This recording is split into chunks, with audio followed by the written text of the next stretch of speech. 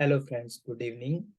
आज हम डिस्कस करेंगे क्लोनिंग वेक्टर के बारे में। जैसा कि आपको पता है कि बायोटेक्नोलॉजी की जो सेकंड यूनिट है हमारी, उसमें एक टॉपिक है दैट इज क्लोनिंग वेक्टर।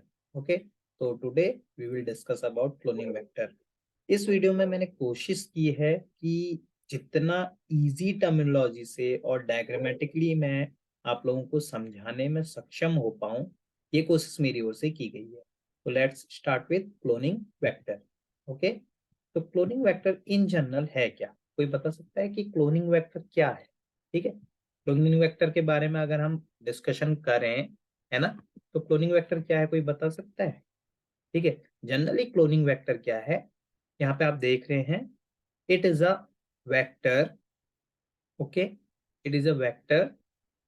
यहाँ पे आप देख रहे होंगे कि वेक्टर जो कि क्या कर रहा है, डीएनए मॉलिक्यूल को कैरी कर रहा है। किस फॉर्म में? वेक्टर्स जनरली जो डीएनए मॉलिक्यूल्स को कैरी कर रहे हैं फॉरेन डीएनए फ्रेगमेंट के फॉर्म में, जिनको कि हम फर्दर क्या करते हैं, क्लोन करते हैं। ठीक है, अब ये जो डीएनए फ्रेगमेंट्स होते हैं they are self replicated in an appropriated host cell.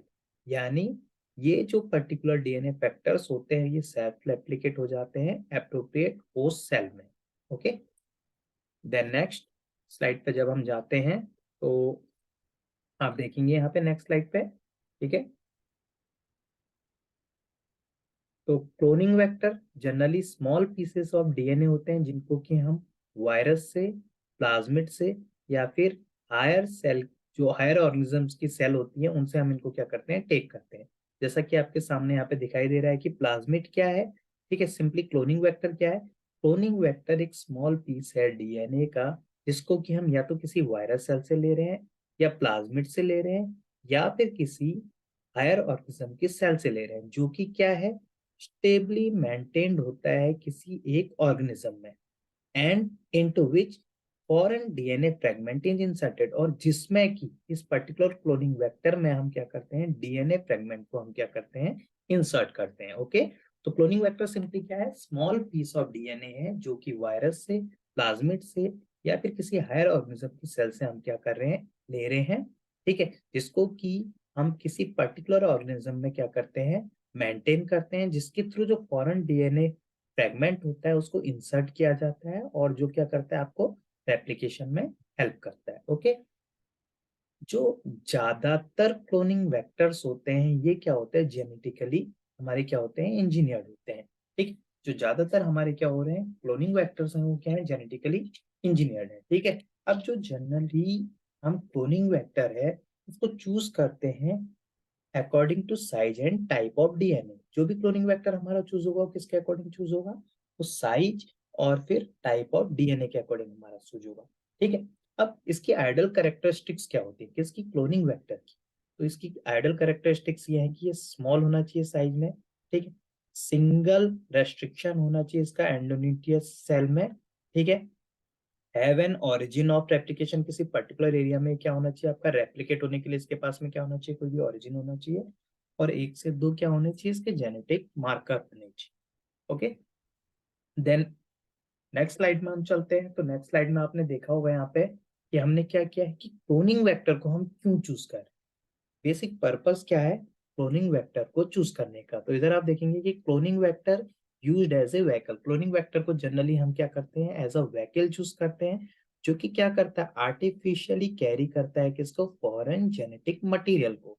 यानी जिस प्रकार हम क्या करते हैं, किसी भी व्यक्ति को एक स्थान से दूसरे स्थान तक पहुंचाने के लिए व्हीकल का यूज करते हैं, तो क्लोनिंग वेक्टर यहाँ पे किसकी तरह यूज हो रहा है, cloning vector is used as a vehicle, जो किसे लेके जा रहा है, फॉरेन जेनेटिक मटेरियल को, जो कि क्या हो रहा है, जो कि आपका पर्टिकुलर रेप्लिकेट या एक्सप्रेस हो रहा है दूसरे सेल में। यहाँ पे हमने डायग्रामेटिकली भी समझाने की कोशिश की है कि क्लोनिंग वेक्टर क्या है। ये जो आपको बस लाइक स्ट्रक्चर यहाँ पे दिखाई दे रहा है इसे आप समझे क्लोनिंग वेक्टर, ये क्या है, एज अ व्हीकल है जिसके अंदर आपके फॉरेन जेनेटिक जो मटेरियल है वो क्या है, स्टेब्लिश है। यानी कि जो फॉरेन जेनेटिक मटेरियल है इनको कैरी करके लेके जा रहा है कहाँ पे, पर्टिकुलर सेल में। और यहाँ पे क्या हो जा रही है, यहाँ पे एक पर्टिकुलर जो फॉरेन जेनेटिक आपकी मटेरियल्स थे ये क्या हो जा रहे हैं, रेप्लिकेट हो जा रहे हैं।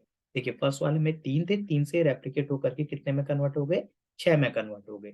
ठीक है, तो क्लोनिंग वेक्टर को चूज करने का मेन पर्पस ये है कि एक व्हीकल की तरह ये काम करता है, जो कि फॉरेन जेनेटिक मटेरियल को लेके जा रहा है किसी दूसरी सेल में और वहां उसे क्या कर दे रहा है, रेप्लिकेट कर दे रहा है।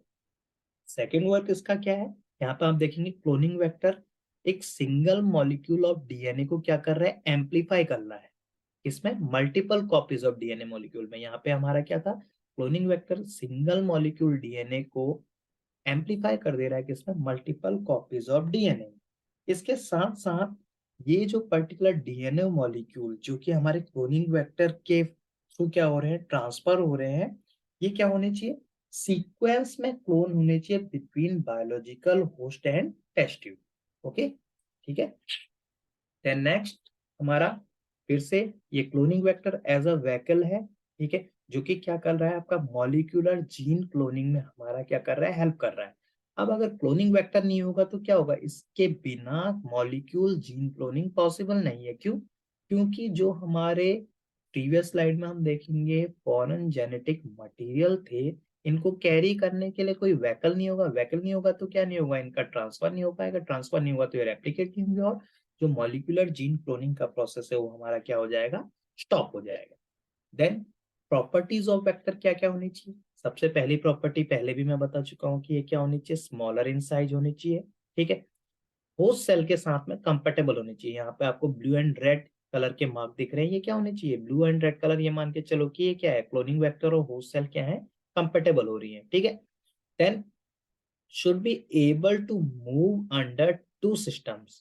ये जो भी क्लोनिंग वेक्टर है ये दो सिस्टम्स के अंदर क्या होना चाहिए, मूवेबल होना चाहिए। किसमें, प्रोकैरियोटिक और यूकैरियोटिक सिस्टम में, दोनों में ये क्या होना चाहिए, आपका मूवेबल होना चाहिए।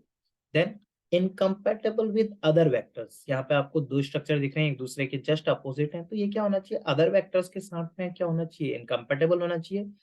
अगर आपके वेक्टर्स के साथ में कंपेटेबल हो जाएगा तो फिर क्या होगा, क्लोनिंग में डिफरेंट क्लोनिंग होने के चांसेस होते हैं। तो ये क्या होना चाहिए, इनकम्पेटेबल होना चाहिए आपका किसके साथ में, अदर वेक्टर्स के साथ में, but it should be compatible with host cells.